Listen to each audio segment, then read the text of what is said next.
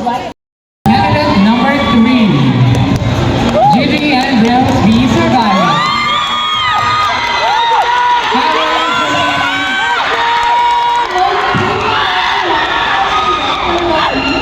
How are you today? I feel ecstatic, especially seeing the people who support me, my family, my friends, and everyone. Also, I would like to add that I'm very thankful to have reached this part of our journey, especially after a long period of hard work. Wow, you answered my question even without the pictures here. But with that one, let me just give you the powerful numbers here. And you have picked photo number 14.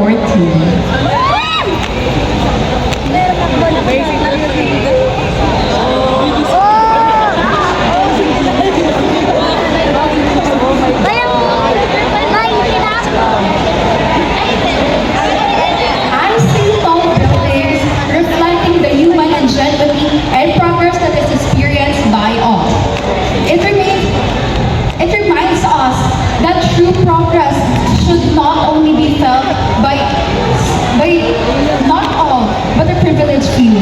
That is why I stand here today to use my platform to remind everyone that true progress and proper infrastructure should be felt by all, because humanity rises higher when no one is left behind.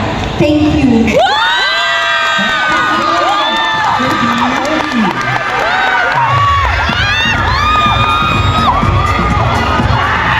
Once again, we all request a proceed with our last female candidate.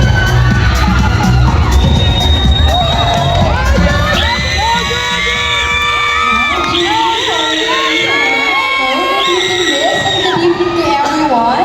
I just want to thank the panel of the judges for choosing me to be part of Top 3 and for the continued support of my fellow classmates and my family watching me today. Thank you. Okay, I think you're ready for your final question.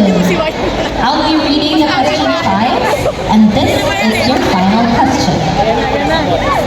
National University upholds the core values of integrity, innovation, resilience, patriotism, and compassion.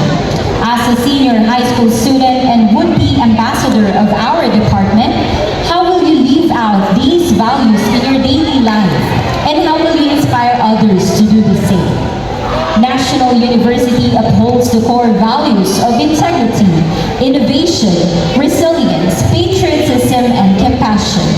As a senior high school student and would-be ambassador of our department, how will you live out these values in your daily life? And how will you inspire others to do the same?